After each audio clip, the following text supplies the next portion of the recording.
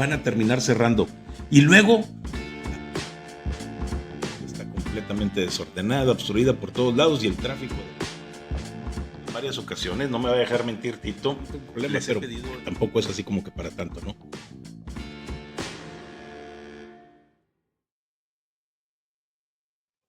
Bueno, Eduardo, muchísimas gracias. El señor Eduardo, ingeniero Eduardo Novoa, se encuentra con nosotros el día de hoy. Le voy a hacer algunas preguntas y quiero tocar con él un tema que es, considero, básico para lo que está ocurriendo ahorita en el país. Es primordial que conozcamos qué es lo que está ocurriendo con la elección al Poder Judicial. Eduardo Novoa es un empresario, ha escrito, ¿qué, 4 libros, Eduardo, ya? Así es, 4 libros, Fer. Bueno, oye, pero bueno, Eduardo, yo tengo una lista de preguntas que me gustaría hacerte. Son preguntas rápidas, las puedes contestar de manera sencilla. ¿Estás dispuesto? ¿Podemos comenzar? Sí, adelante, adelante. Nada más primero déjame saludar a tu audiencia. Muchísimas gracias por la invitación. Pues Fernando Valdés, un gran activista. Adelante. Muchas gracias, Eduardo. Fíjate, te decía, te hablaba hace un momento cuando estábamos fuera del aire de mi poca experiencia y sí, tienes razón, mira, ya ves, algo se me había olvidado. Oye, Eduardo, la primera pregunta, ¿qué opinas del rol del gobierno en la regulación de la economía?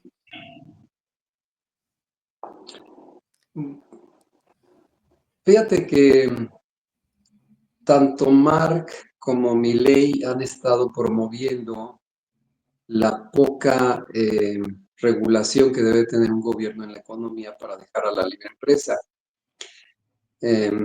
Yo creo que en ese sentido, pues no va bien, la 4T no va bien porque lo que necesitan hacer los gobiernos comunistas, socialistas, es precisamente regular, limitar. Y pues para muestra un botón, o sea, acabamos de tener al gobernador de Puebla amenazando con el famoso exprópiese de Chávez, que pues es una imposición para la industria privada, para,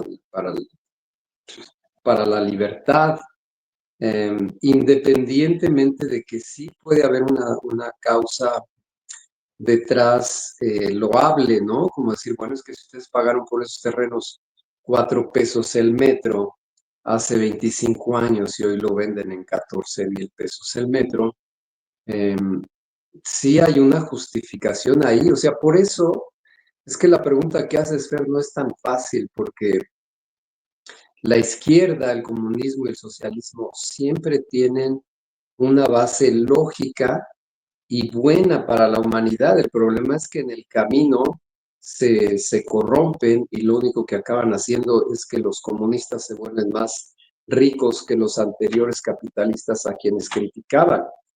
Entonces, pues sí es un tema bastante polémico, porque si nos metemos a la raíz del problema, dirías, bueno, es que la 4T no está haciendo, o sea, sus principios no son tan malos. Lo malo es que viajan en primera clase en helicóptero, lo niegan, andan en camionetas de 3 millones de pesos y regalan un dinero que no es suyo, básicamente. Entonces, hablando de economía, mientras regalen el dinero, es una forma de pervertir a la gente, a enseñarle que no debe trabajar para ganarse el propio sustento, sino estirar la mano. Y eso sí me parece una perversión terrible, porque estás hablando de niños que les están enseñando eso, a estirar la mano, les están enseñando que no hay que ser fifís. Hay ejemplos en los libros de texto donde critican a las señoras fifís que no quieren bajar el vidrio para darle monedas a un pobre víctima, a un pobre niño ciudadano que quiere lavarle las ventanas. Entonces, bueno, es muy enmarañado el tema, pero bueno, espero haberte respondido un poquito. No, sí, sí lo hiciste. Oye, Eduardo, te va la segunda pregunta. ¿Crees que el sistema de salud debería ser principalmente público, privado o que debería de ser una combinación de ambos? No, mira, yo siempre alabaré el sistema escandinavo. Recuerden que yo viví en Finlandia 2 años, donde tanto la educación como el sistema de salud es público, es gratuito. ¿Por qué? Porque toda la gente trabaja, a nadie le regalan el dinero hay empleo para todos y la principal diferencia, Fer, es que cuando tienes una educación sólida y enseñas a la gente a trabajar y a no robar, ¿no? A decir la verdad y a no mentir. En Finlandia uno de los temas principales de las relaciones humanas es no mentir. Si mientes, pues la gente te desprecia, ¿no? O sea, no puedes andar mintiendo. Entonces, cuando tienes una base sólida moral en la sociedad y la gente trabaja y paga impuestos, el gobierno se encuentra con tanto dinero que tiene que hacer algo con ello, ¿no? Aquí el problema es que la base gravable, el comercio informal es grandísimo. Allá que no hay informalidad, bueno, a todos les cobran, todos pagan, no saben qué hacer con tanto dinero, Fer. Entonces dicen, bueno, mejor nosotros no nos metemos a la carrera armamentista, invirtamos muy poquito en nuestros ejércitos, ¿en qué más gastamos? Pues lo regresamos en escuelas, en pavimentos, en servicios de salud. Entonces, viéndolo desde ese punto de vista, a mí me parece que los países escandinavos, que además van más cercanos a nosotros por ser cultura occidental, son el sistema más desarrollado social, económica y políticamente del mundo. Ok, muchas gracias, Eduardo. ¿Qué importancia le das tú a la igualdad de oportunidades frente a la libertad individual? A ver, explícame un poquito. Sí, vamos a suponer que quieres, no sé, quieres que todo mundo pueda abrir un negocio, pero pues obviamente no todos tienen el capital para hacerlo. Entonces, ¿tú crees que el gobierno debería de favorecer a la persona que no puede hacerlo, ayudarle para que pueda abrir ese negocio, o simplemente dejar que todos sean libres y que cada quien le vaya como pueda en esta vida? Bueno, este tema del papá gobierno, pues nuevamente manejado de una forma viciosa, pues nos ha llevado a donde estamos, ¿no? La gente, desafortunadamente, después de los 70 años de dictadura del PRI, donde se les manejó perversamente lo mismo, las mismas ideologías que maneja la 4T, que es que el paternalismo del gobierno, el gobierno te debe resolver, pues no ayuda mucho a estas actividades. Sin embargo, eh, que el gobierno tenga programas de ayuda, que estudie tu proyecto de empresa o de negocio, que te preste con ciertas condiciones, a mí sí me parece que es bueno. Y bueno, yo te relato una anécdota. Cuando yo empecé mi empresa, yo tenía promesa de compra de una compañía gigante de Estados Unidos y lo que no tenía yo era capital de trabajo para financiamiento. Este, entonces voy a Bancomex, ¿no? Tan de moda en ese momento, estoy hablando del 95, todo el mundo hablando de Bancomex, voy, les pido un crédito y bueno, empiezan los requisitos y lo primero que me encuentro, Fer, es que me dicen, Bancomex no es banca de primer piso, es de segundo piso. ¿Qué es eso? Bueno, pues que ellos no te prestan el dinero, nada más te canalizan. Entonces me canalizan con Bancomer y Bancomer me pide, bueno, ¿cuánto quieres? No, pues tanto. Ah, bueno, demuéstrame que tienes el triple en propiedades. Bueno, pues si tuviera el triple en propiedades, no vendría a pedirte este dinero, ¿no? Sí. Vendo una. Y además, si tengo tres propiedades, si tengo el triple en propiedades, pues yo creo que la rento, ¿no? Y me tiro a echar la flojera, porque ¿para qué me voy a meter en el rollo de contratar empleados, de arriesgarme, de lidiar con este problema de que faltan, de que llegan tarde, de que trabajan lento, de que tú como empresario tienes toda la responsabilidad de combatir eso a través de la motivación, de los incentivos, de la ingeniería de proceso, en fin, mejor te echas a dormir, ¿no? Sí, sí, Entonces, sí. bueno, pues no sé si respondí más o menos No, sí, sí lo hiciste, pero es que me dio risa porque a mí me ocurrió, abrí un negocio de pailería y soldadura, nada que ver con lo que tú estás haciendo, pero sí, tienes razón, ándenles muchachos, por favor, vamos a trabajar, uy, ganen dinero, o sea, hagan algo, ¿no? Parece imposible, ¿no? Pero pues bueno. Oye, Eduardo, ¿cómo abordarías tú la situación del cambio climático ahorita en México y qué políticas ambientales te has pensado que en algún momento hagan falta en este país? Bueno, es que ese tema pues es gigante y pues va de la mano con el desarrollo tecnológico. Más bien habría que favorecer la investigación, em, tanto en universidades como en instituciones científicas, para que analicen las causas, ¿no? Y para eso el gobierno tiene que inyectar recursos, tiene que volverlo una prioridad. Yo creo que pues no es tanto del gobierno que lo haga o no lo haga, sino ahí sí como más como las preguntas anteriores, dar las condiciones para que eso se dé. Pero claro, pues desde una dirección, desde una presidencia que ponga como prioridad ese problema. Gracias. Oye, Eduardo, esta pregunta que te voy a hacer a continuación es controversial, pero para mí es muy importante. ¿Cuál es tu postura sobre el control de armas y el derecho a portarlas? Bueno, yo siempre hago referencia a que la Carta de Independencia de Estados Unidos no fue para liberarse del Commonwealth, ni fue porque quería ser un país independiente. Cuando tú la lees, son 3 cuartillas, te das cuenta que es una rebelión justa en contra de el tirano, ¿no? Ese rey estaba abusando, era un rey que también tenía problemas mentales, seguramente narcisista, sus decisiones eran totalmente causaban problemas, pues. Entonces el pueblo norteamericano, desesperado, pide la destitución del tirano y de la mano va el retirarse de la corona británica. Y en esa carta de independencia deja sentado que los ciudadanos deben de tener el derecho a portar armas. Lo que se ha interpretado, porque no es explícita, lo que se ha interpretado es que eso lo hicieron para que el pueblo siempre tenga el recurso de las armas para liberarse de una tiranía. ¿Por qué? Bueno, pues porque llevamos 2000 años de historia, Fer, o más, donde hemos visto todas estas tiranías en manos de emperadores y reyes que desafortunadamente solo se acaban con las armas, porque igual que lo que está pasando en México, el poder se acumula en una sola persona o en una pequeña oligarquía, tienen en su poder la fuerza del ejército, de los policías, de las leyes, y los ciudadanos solos no pueden hacer nada.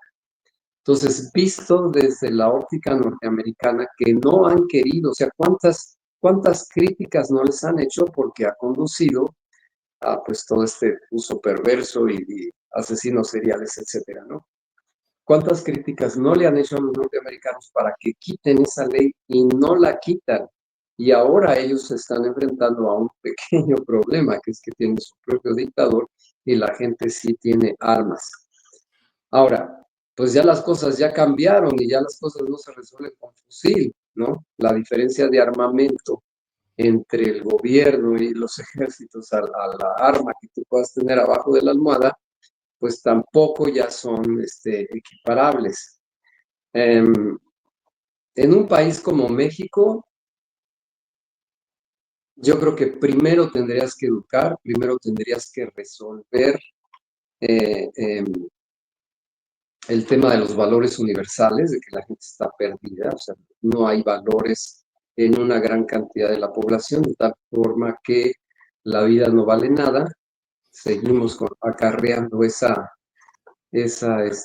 lastre de las épocas anteriores a la conquista, de pueblos sanguinarios que tenían entre 1000 y 2000 años de atraso al menos con las culturas europeas. Entonces, no, así de ahorita decir vamos a liberar y a dejar el uso de las armas para todos los mexicanos, no, hay que ir paso por paso. Primero vamos por la educación. Híjole, excelente respuesta. ¿Qué opinas sobre las políticas de inmigración y el control de las fronteras que tiene México ahorita? ¿Te refieres de Centroamérica para acá o de acá para Estados Unidos? Para ambos, en ambos Ambas. sentidos. Sí, sí. Bueno, mira, la migración es un derecho humano que está en la Carta de Derechos Humanos de 1945 de la ONU. Así que de alguna forma, pues hubo un consenso entre quienes formularon esas cartas después de la Segunda Guerra Mundial, eh, primero para evitar más guerras, ¿no? Porque hay que entender que se escribe cuando acaban de morir millones de soldados, a tal grado que viene los baby boomers, ¿no? La propaganda de, pues, por favor tengan hijos porque se acaban de morir los hombres, ¿no? Vienen de esa devastación de la humanidad, principalmente de hombres, eh, y bueno, encuentran una serie de soluciones para evitar más guerras y promoviendo las libertades, ¿no? Promoviendo las libertades, evitando la injerencia de unos pueblos sobre otros, en fin. Entonces, pues en el tema de la migración lo consideran como un derecho humano. Ahora, ¿qué está pasando ahora? Bueno, ya se les pasó la raya, porque ya estamos viendo las estadísticas más que alarmantes de cómo la raza europea va a acabar siendo sustituida por la raza árabe, como estaba pasando en la España del siglo XII. Entonces, Estados Unidos, con justa razón, pone un alto y dice, no lo han dicho o no lo he leído expresamente yo, a lo mejor sí hay esa información y no he tenido acceso, pero si esa es la causa, dicen, bueno, a nosotros no nos va a pasar lo que Europa, aquí los gringos seguimos siendo gringos y güeritos y ojo azul, y no nos vamos a exponer a que vengan otras razas a ocupar nuestra cultura y nuestro país, lo cual es muy, pues también tiene mucho sentido. Y bueno, en ese contexto, pues le ponen reglas a la sucesora y la sucesora, pues siendo amenazada con todas estas evidencias que salen día a día de contubernio con el crimen organizado, si está amenazada por ellos, bueno, pues a lo que le digan va a decir que sí. Así que Estados Unidos, en México no está siguiendo más que las órdenes que le imponen. Ya. ¿Crees que los impuestos deberían de ser más progresivos, más bajos para todos o mantenerse así como están? Mira, yo creo que hay que ver los porcentajes que se cobran mundialmente. Y nuevamente les pongo el ejemplo de Escandinavia, donde eran arribita del 30%, andaban 32, 33%, que sabemos que es lo que se cobra también en México. Entonces, pues no, ese no es el tema es que no se lo roben los políticos. Es correcto. Las malas administraciones son las que nos hacen daño. Yo creo que, híjole, estoy bien de acuerdo contigo en ese tema. Ahora, Eduardo, la siguiente pregunta que tengo, esta habla de seguridad nacional. ¿Cómo ves el equilibrio que tenemos entre seguridad nacional, libertades civiles, perdón, así como, digo, como por ejemplo la privacidad? Entre seguridad nacional y libertades civiles. Qué tanto nos está afectando el gobierno? Qué tanto está encima de los ciudadanos? ¿Cómo ves la situación actual en México? Bueno, la seguridad nacional, pues yo creo que venía, si hablamos internamente, ¿no? No hablemos de tener una seguridad contra intervenciones extranjeras, porque si es seguridad nacional, pues ya venía cojeando desde antes, desde luego, porque no hemos sido capaces de combatir nuestra propia criminalidad.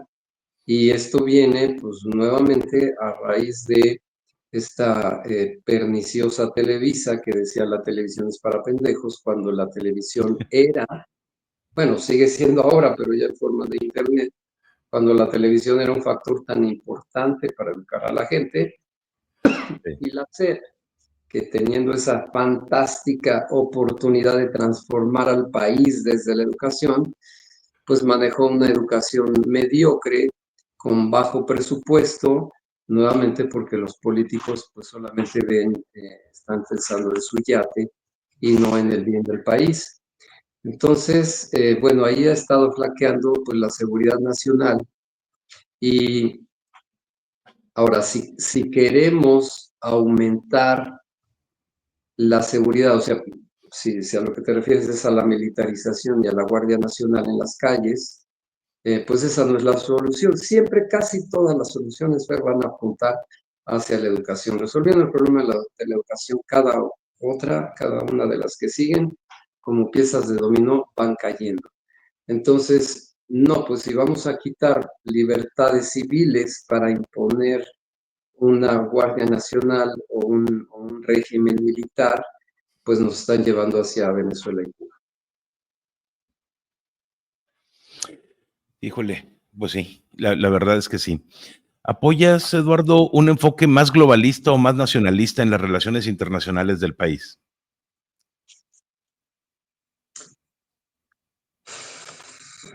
Pues es que estamos en un momento en que la globalización, que nos la vendieron como la solución a muchos problemas, sobre todo de costos y de tener acceso a materias primas y productos que vienen de todo el mundo, pues ahorita está como cayéndose, ¿no? Gracias a las políticas de Trump, y que además están revelando el problema que generó la globalización. O sea, no es tanto un tema de si te gusta o no te gusta, sino que todas las soluciones traen un nuevo problema que después tienes que atacar.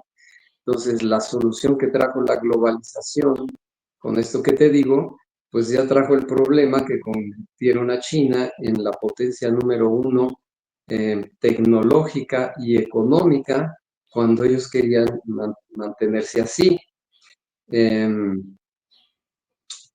Ahora Trump quiere regresar con su MAGA, al Make America Great Again. Yo digo patológicamente a cuando él era niño y quiere recrear la felicidad que no tuvo. Sin embargo, sí estamos de acuerdo en general que en la última mitad del siglo XX ha sido de las mejores etapas en la historia de la humanidad, porque la gente tuvo un buen ingreso, que es lo que se ha estado perdiendo, una de las consecuencias que se han perdido con la globalización. Entonces, bueno, para resumir, yo creo que un país debe de ser autosuficiente en lo más que pueda, imposible ser en todo, si no tienes acero, pues no tienes que importar, pero ser autosuficiente, por lo menos alimentariamente, ¿no? Porque todos los países tienen campo y tienen manos y no veo por qué tengan que estar importando comida. Claro, si no se da el aguacate en tu latitud, bueno, lo importas, pero bueno, que resuelvas tu autosuficiencia alimentaria, ¿no? Entonces, yo creo que en ese sentido, tomando eso como ejemplo, los países deben de tratar de ser autosuficientes en lo más que puedan. Y lo que no tengan, entonces ya se van hacia buscarlo al exterior. Ok. Híjole, es que todo realmente, como dijiste hace un momento, todo se resume en educación, a final de cuentas. ¿Cierto? Oye, sí, es que eso es, bueno, y hablando de educación, ¿qué opinas de la educación pública que tenemos en el país contra la educación privada en las escuelas, en los colegios particulares? Pues fíjate que en Estados Unidos son muy similares. De hecho, hay cantidad de gente que opina o que sabe que hay escuelas públicas mejores que las escuelas privadas. Se vuelve un tema de élite, básicamente, a veces de educación religiosa. Bueno, eso en Estados Unidos. Ahora en México, pues sabemos que no es así. La educación pública tiene mucha menor calidad, atiende a gente con escasos recursos. Ya vimos este video que se compartió miles de veces con este profesor que tiene a unos 40 niños formados y les va preguntando qué desayunaste. Y casi todos desayunaron tortilla con sal. Los que más desayunaban tortilla con frijoles, otros tortilla con chile. Entonces, bueno, partiendo de la alimentación que tienen los niños, si tú dices, no, es que está muy mal la educación pública, vamos a enseñarles inglés, vamos a enseñarles cálculo. Lo puedes hacer en realidad con niños, porque sabemos que la alimentación es fundamental para desarrollar el cerebro en la temprana edad. ¿En realidad podrán ellos resolver problemas de cálculo si se alimentaron con tortillas? Entonces, esa es una primera pregunta, pero eso no debiera de impedir que mejoremos el nivel de las escuelas. Por eso me parece buenísimo que se juntó, ¿no? Vamos a darles desayunos de calidad, vamos a darles proteínas, pues, proteínas, punto. Vamos a darles proteína y vamos a mejorar la educación. Ahí sí, las dos cosas yo creo que si se resuelven bien, igual de importantes, ¿eh? O sea, si vas a asignar presupuesto para elevar el nivel de educación, tienes que asignar presupuesto para darles de comer. Y a lo mejor les das de desayunar y les das de lunch o les das de desayunar y se van comidos. O sea, tienes que atender esa necesidad. Si se atiende la alimentación, entonces sí, yo estoy de acuerdo. Ahora sí, exígeles cálculos, enséñales filosofía, enséñales ética, pues todas las ciencias, pues, ¿no? Porque no es correcto que nos quieran regresar a la etapa precolombina, donde lo que manda es el pensamiento mágico. Ok, fíjate que este es uno de los programas más controversiales que eliminó Andrés Manuel López Obrador, al menos aquí en la región donde estoy, es precisamente el de los comedores en las escuelas, los comedores escolares. ¿Allá también los eliminó? Para clavarse la lana. Hazme canijo favor. Bueno, Eduardo, ¿tú cómo crees que debería el gobierno, ya que estamos hablando de este tema, cómo crees que debería el gobierno manejar estas desigualdades sociales, digo, estas desigualdades económicas y sociales que hay en México? Uf, pues es que es todo, estás hablando de todo, o sea, ¿cómo resolvemos los problemas del país? Porque vamos a decir que la política, lo que no estás tocando es problemas políticos, ¿no? Si dividimos sociales y económicos. Bueno, nuevamente, primero tener una educación de calidad. Ese es el fundamento donde la gente, a través del conocimiento y de la meritocracia, por supuesto, porque eso es inherente, o sea, no es que voy a imponer la meritocracia porque soy oligarca o voy a eliminar la meritocracia porque soy comunista. No, esa es la No. selección natural, se llama selección natural, dicho de otra manera, ¿no? Entonces, bueno, reconociendo que es una condición humana la selección natural, bueno, pues hay que trabajar dentro de la meritocracia. Y yo digo que el mundo no iba mal, Fer. O sea, lo que ha desatado toda esta crisis que estamos viviendo es primero el problema de la avaricia y la envidia de los grandes capitalistas que hoy día no son multimillonarios en dólares, sino multibillonarios en dólares. Uh-huh.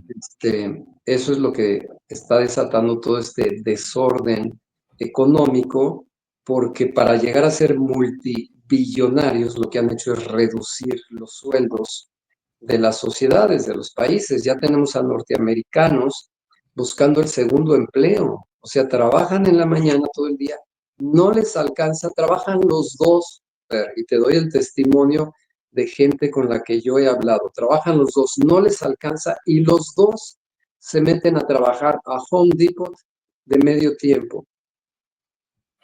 Entonces, ha cambiado la distribución del ingreso mal. Entonces, y nuevamente yo diría que si queremos llegar a un nivel, a un modelo socioeconómico, nada más estudiemos Escandinavia, punto. Como es Escandinavia, vámonos hacia allá. Ahora sí que vamos a hacer como Dinamarca. Exacto. Digo, cerquita, ¿no? Pero no es lo mismo, pero cerquita. Eduardo, ¿qué postura tienes tú con respecto a la libertad de expresión? No, pues es que ese es otro tema. Yo no estoy definitivo, o sea, estoy totalmente en contra de haber eliminado la censura. Porque como todo, ¿no? Podemos hablar qué es vicioso y qué es virtuoso. La Uh-huh. parte virtuosa de la censura es que a mí no me parece bien, Fer, por ejemplo, cuando Fox libera la expresión, pues empiezan las voces a insultarlo, ¿no? Sí. No me parece bien, no me parece bien, sobre todo Pues depende, ¿no? Porque si me dices, entonces no insultamos al peor expresidente de la historia, no, hombre, lo insultamos, pero hasta que se nos acabe el lenguaje. Entonces, si insultamos a Fox, pues yo creo que no, porque, o sea, tenemos que diferenciar lo que el bien del mal, y ahí es donde está flaqueando la sociedad mexicana, que ya están totalmente confundidos e invertidos y nos están haciendo creer que lo malo es lo bueno y lo bueno es lo malo. Sí. Entonces, regresando al tema de la libertad de expresión, si me hablas de periodismo, tiene que haber libertad de expresión, pero 100%. Si me hablas de transparencia en el gobierno, tiene que haber transparencia 100%. Tenemos que ver cuánto cuestan las toallas de Fox, regresando a ese ejemplo, ¿no? Ajá. Si me hablas debe de haber libertad de expresión y mostrar relaciones sexuales y cómo le sacan los sesos a una persona en las televisión, en las películas, por supuesto que no. Si me hablas de libertad de expresión, de enseñarle a los niños de kinder o de primaria que deben de venir transvestis a decirles que se cambien de sexo, por supuesto que no.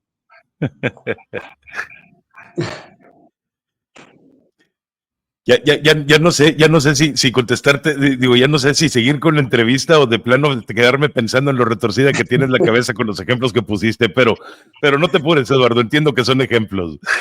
Sí. Oye, ya la última pregunta, Eduardo.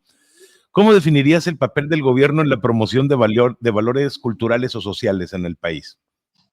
Hoy, Sí. pues reprobado absolutamente, porque los valores culturales, los valores sociales que nos quieren adoctrinar son los valores del comunismo, que pues ha matado a más de 100 millones de seres humanos con políticas equivocadas alimentarias, tanto en Rusia como en China, ¿no? Porque el gobierno se sintió empresario y dijo, bueno, pues como los oligarcas se hacían ricos cultivando, entonces ahora el gobierno va a decir cómo cultivar.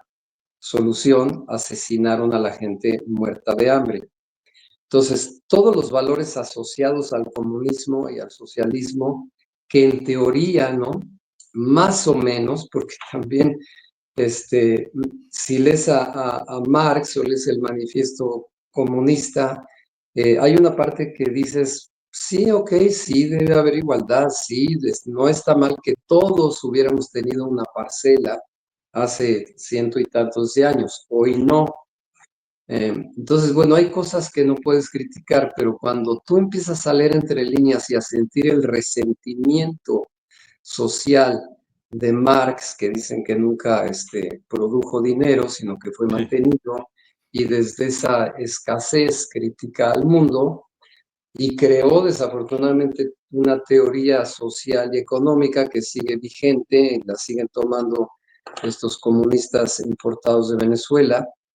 Eh, pues esos valores sociales son equivocados. Ahora, hablemos de valores culturales.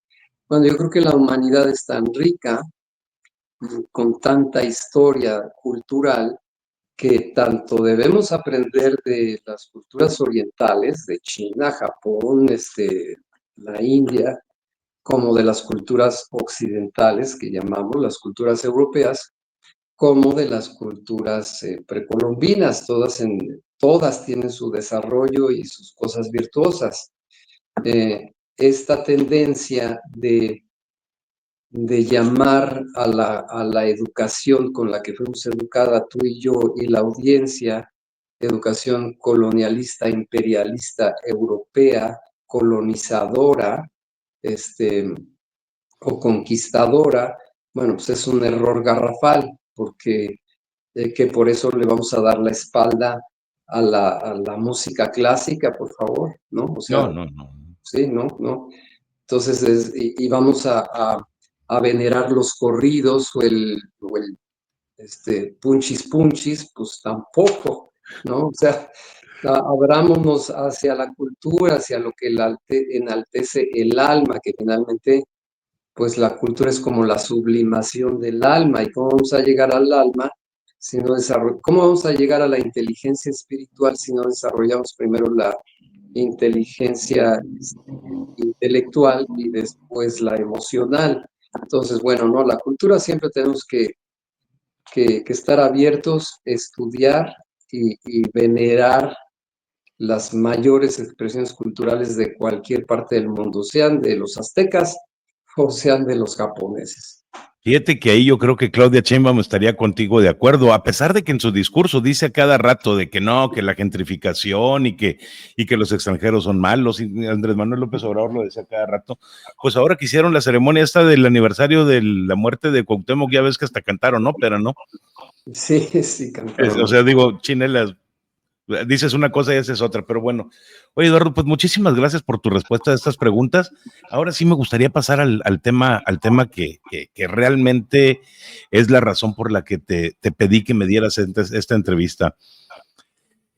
¿Cuál es tu postura? Ya ves que en México últimamente se ha estado dividiendo entre si vamos a votar o no vamos a votar. Ahora con el día 1 de junio, con la elección al Poder Judicial. ¿Cuál es tu postura al respecto? Lo has dejado muy claro en tus videos, pero me gustaría que me platicaras un poquito más aquí. La ley del mínimo esfuerzo, Fer, Uh-huh. pues es la que ha llevado al desarrollo a los países del hemisferio norte y es lo que ha llevado al subdesarrollo a los países tropicales. Sí. Porque la ley del mínimo esfuerzo bien usada, pues es desarrollar tecnología y todo tu entorno para que tengas que trabajar menos y padecer menos los inviernos y la escasez de la vida. Sí. Pero la ley del mínimo esfuerzo es la del no hacer nada y tirarte en el nopal o tirarte a ver televisión o el domingo 1 de junio ponerte a ver el fútbol. Ese mínimo esfuerzo no nos va a sacar de donde estamos. Lo que deberíamos de hacer sería oponernos a la reforma al Poder Judicial, pero de forma activa. O sea, ¿en qué momento alguien ha logrado algo sin hacer nada? Bueno, fuera del budismo zen y que te dicen que no hacer y no actuar, ¿no? Pero viéndonos más concretos, ¿en qué momento ganas dinero si te quedas en tu casa? No. ¿Te No, educas si no abres un libro? No. no, ¿Vas a lograr que la 4T cambie si no te manifiestas o si no haces nada? No. no. ¿Vas a lograr que de esos 4,000 candidatos de jueces que hay, de los cuales tenemos 15 probados delincuentes con antecedentes penales, Iglesia de Luz del Mundo y todo? Vamos a decir otros 100, chance 200, ¿no? Morenistas, corruptos, comunistas. Estás hablando de 200 de 4,000.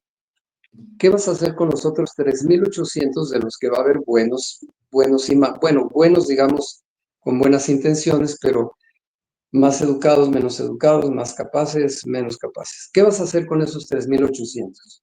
¿Te vas a quedar viendo la tele? Hay que los escoja la gente que Morena va a acarrear llevándolos con 500 pesos o 1,000 pesos a decirles, pues ahí rellena lo que quieras, o ni siquiera, porque los ciudadanos no van a contar los votos y se van a contar en el INE. Ahora, vamos desmitificando cosa por cosa. Sí. Primero, sí, la cabeza del INE es corrupta y es quien dio los resultados falsos el pasado 2 de junio, cuando los ciudadanos contamos los votos meses después y revelamos que hubo un gran fraude. Entonces, con eso se comprobó que la cabeza del INE está totalmente corrompida y va a mentir. Ahora, quienes de la audiencia conozcan personal del INE, no me dejarán mentir que ese personal que lleva años y que se educó con el INE de los inicios, desde el 2000 o 2010, o en fin, cuando hayan ingresado, había una cultura de democracia y de transparencia. Entonces, si tú me dijeras, no, es que ya cambiaron a todo el personal del INE, no queda uno solo, y metieron a pura gente de las paradas de autobuses, como lo hicieron para diputados federales, entonces yo te diría, no, pues ya no hay nada que hacer, ni vayan, ni vayan. Pero la gente que conoce personal del INE sabe, Fer, que es gente demócrata y que estudió los manuales de procedimientos y que estuvo años, hasta antes del peor sexenio de la historia, estuvo años aplicando la democracia. No los han desechado, ahí siguen. ¿Qué va a hacer esa gente el 1 de junio? Pues le va a llegar la información, las boletas las va a contar, va a emitir los resultados y se van a hacer públicos. Ahora, ¿qué va a hacer la cabeza corrupta del INE? Va a decir, a ver, para que yo pueda seguir haciendo lo que me dé la gana, ¿no? Y que nadie me vaya a meter al bote. Haz de cuenta que, no sé, un diputado de Morena, chin, Dios no lo quiera, atropella a una persona y la mata, la gente lo agarra infragante, la lleva al Ministerio Público, o, bueno, ya sabemos que el Ministerio Público y el Poder Judicial no son lo mismo, pero bueno, va siguiendo los pasos hasta que al Poder Judicial le toca decidir si ese diputado de Morena lo meten a la cárcel o indemniza a la familia o no. Entonces, lo que necesita Morena es saber, aquí me vas a poner un juez de circuito, aquí me vas a poner un juez de distrito, aquí me vas a poner los ministros de la Suprema Corte. De tal forma que cuando nosotros tengamos un problema, vayan a estar libres todo nuestro grupo de narcisistas perversos. Ahora, ¿tú crees que eso lo van a hacer con absolutamente todos los jueces del país que necesitan resolver día a día las pensiones alimentarias? ¿No? No les interesa, no les interesa ni les importa. O sea, lo que se necesita es que, bueno, pues haya un juez ahí que diga, tú sí dale pensión de alimentos, tú no dale pensión de alimentos. Eso necesita seguir funcionando, porque tampoco les conviene un caos generalizado absolutamente en todo. Entonces, mi lectura es que de estos 4,000 candidatos que se van a escoger 880 puestos de elección popular, pues necesitan unos cuantos. Por supuesto, la Suprema Corte de Justicia para que cuando modifiquen la Constitución y vengan controversias, digan, no, las reformas van y ahora todos me pagan el 50% de impuestos y ahora la propiedad privada es de Morena, punto, ¿no? Aquí entre todos nos las repartimos.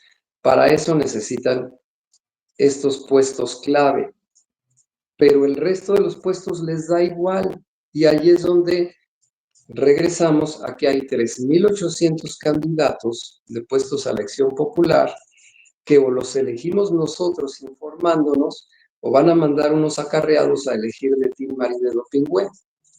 Pero yo no creo que el personal del INE que va a contar los votos sean todos comunistas, ignorantes, corruptos. No lo creo así. Por eso tiene sentido hacer todo aquello que podamos, ¿no? Nos están cerrando todas las puertas y todas las ventanas, pero cuando llegaron al 2018, casi todas estaban abiertas. Las han ido cerrando una a una. Entonces, las pocas que quedan abiertas, tenemos que tratar de colarnos por ahí para en un momento dado abrir las que nos cerraron. Ok, pero tú no, digo, a mí me llama muchísimo la atención, Eduardo. Lo primero que me llamó la atención es que no vaya a haber ciudadanos que estén en el momento de los votos. Yo entiendo que a lo mejor digan, no, pues es que es una elección que no les interesa tanto a los ciudadanos y pues que no vengan los ciudadanos a votar ahorita, que no estén aquí todo el día viendo el proceso, ¿no? Pero pues de perdido, oye, que cuenten los ciudadanos, que llegue alguien más a contar esos votos, que no sean ellos mismos, porque a mí me llama muchísimo la atención, primero, que ellos cuentan los votos y segundo, que las boletas que no se utilicen no van a ser anuladas. Eso va a dar pie a cualquier cosa. Digo, ya viste en la elección del 2 de junio, ¿no? Que salieron boletas que estaban planchadas, boletas que nunca se doblaron y no había manera de meterlas en la urna. Entonces digo, pues esto a mí me huele a fraude. La verdad es que yo tengo otro factor, porque como tú bien sabes, yo no sé qué hacer. O sea, si ahorita me preguntas, yo te digo, yo no voy a ir a votar. Si ahorita me lo pregunto, yo te digo, yo no voy a ir a votar, no le veo ningún sentido, porque además no conozco a los candidatos.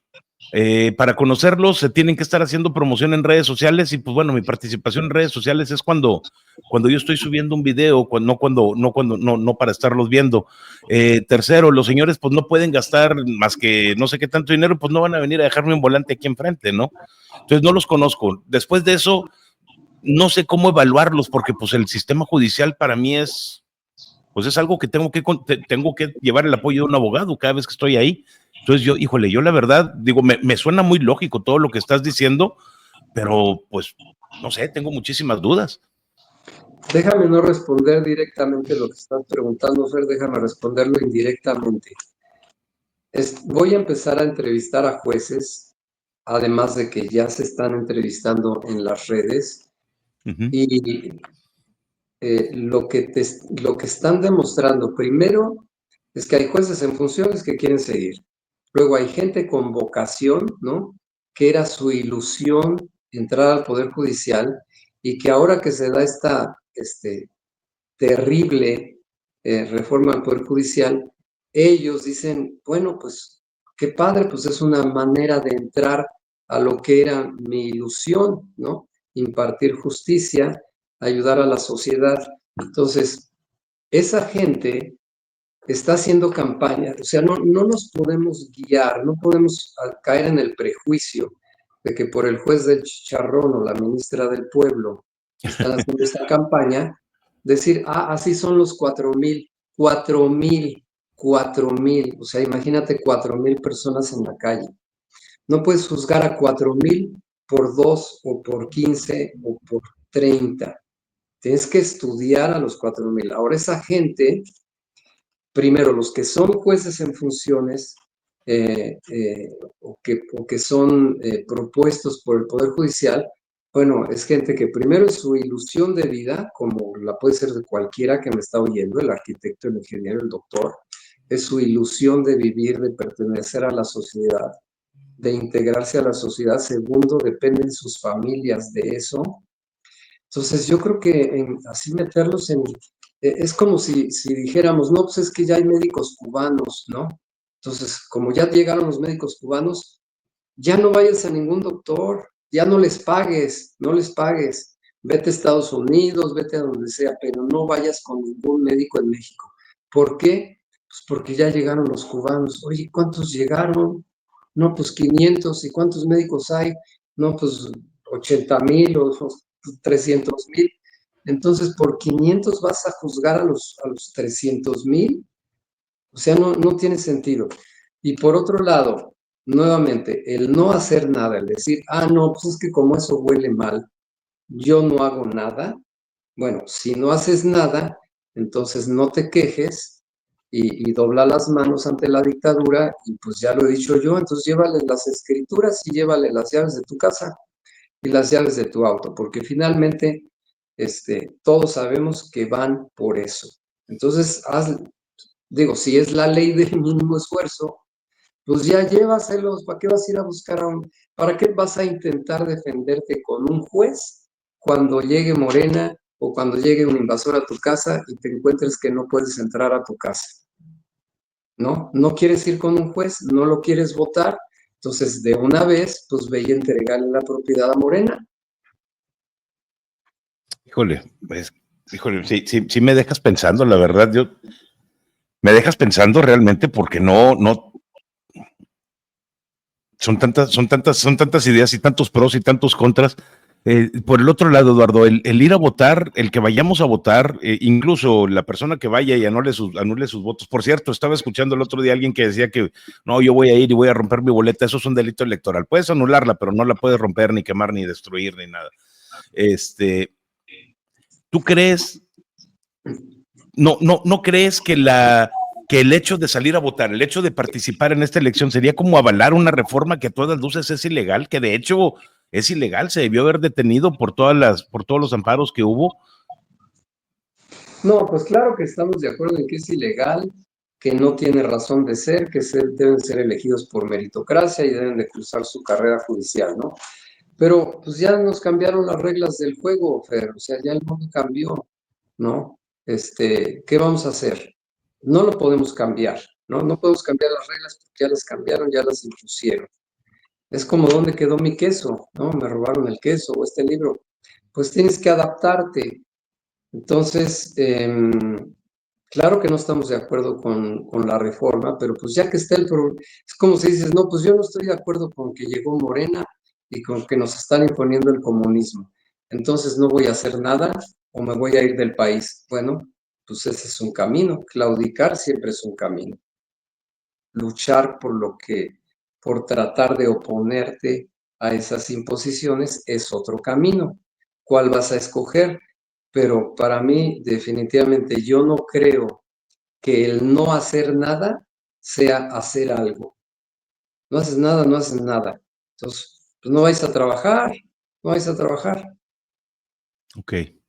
Oye, bueno, sí, digo, estoy de acuerdo contigo.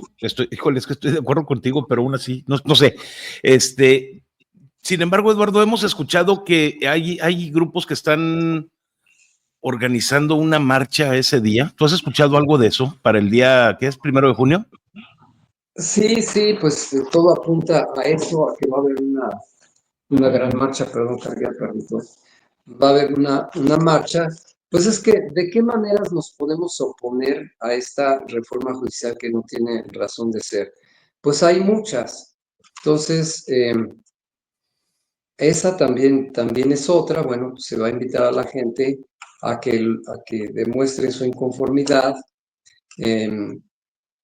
No vamos a poder contradecir a todos los opinólogos y todos los periodistas que están invitando a la gente a no votar. Entonces, bueno, el que crea que no votar es una manera de resolver el problema, pues bueno, cada quien es libre de hacer lo que quiere. El que crea que dentro de estas nuevas reglas del juego podemos oponernos dentro de sus reglas y escoger a los jueces que nos dan oportunidad de escoger. Además, por eso estamos ofreciendo el conteo ciudadano, para que aquellos que crean que los funcionarios del INE no van a hacer su trabajo, y ya expliqué que sí pueden hacerlo, si están capacitados para hacerlo, aquellos que no crean, bueno, pues lo hacemos los ciudadanos. Entonces, bueno, también se está planteando una votación alternativa. Tenemos muy poco tiempo, vamos a ver si lo logramos, Fer, hacer una plataforma para que la gente vote en línea. Entonces diga, no, yo no me presto a esa farsa, yo no voy a ir a esas casillas, pero sí voto en línea en el conteo ciudadano.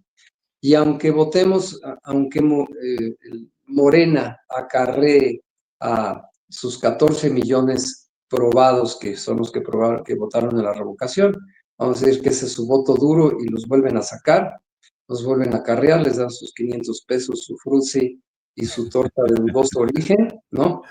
Y nosotros en el conteo ciudadano contamos 1 millón. Bueno, con nuestro millón vamos a ver cómo evidenciamos el fraude de sus 14 millones, y te aseguro que vamos a encontrar evidencias.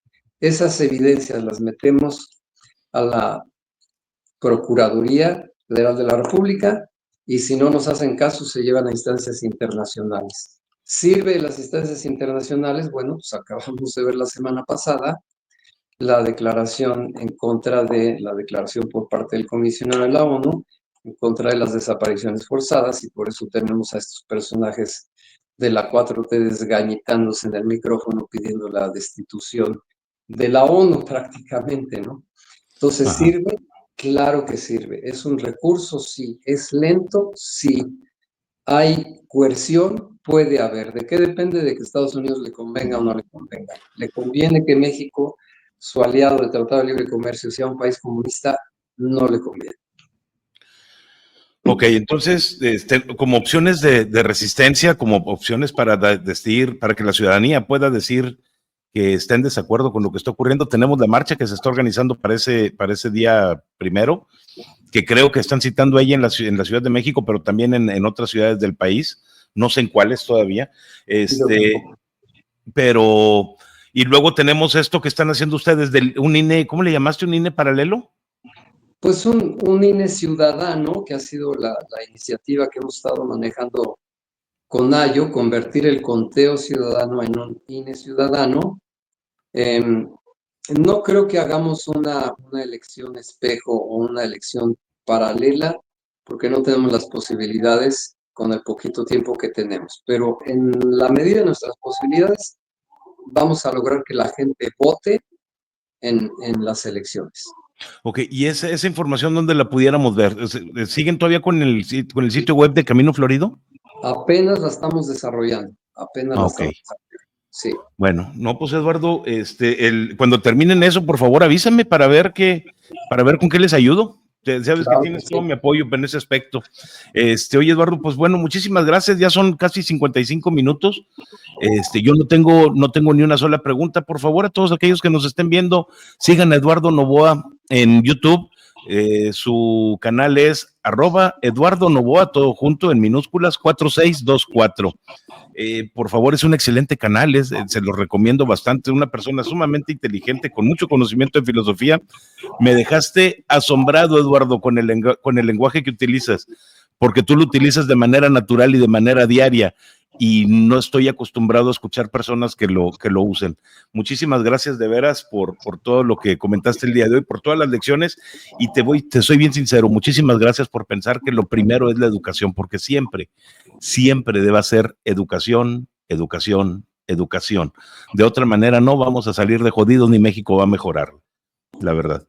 Muchísimas No, pues, gracias, Eduardo. muchísimas gracias, Fer. También aprendo mucho de ti, de tus análisis, y seguramente que todos tus seguidores aprenden de toda la información y tus razonamientos. Así que muchas gracias, es mutua la admiración. Te lo agradezco bastante, Eduardo. Bueno, pues nos despedimos. Que tengas un excelente día, Eduardo. No te quito más tiempo.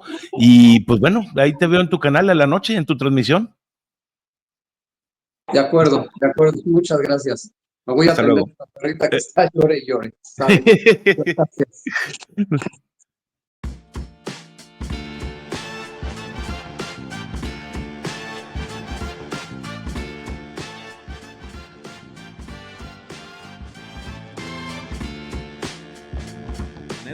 Van a terminar cerrando. Y luego está completamente desordenada, obstruida por todos lados y el tráfico. En varias ocasiones, no me va a dejar mentir, Tito. Un problema, pero tampoco es así como que para tanto, ¿no?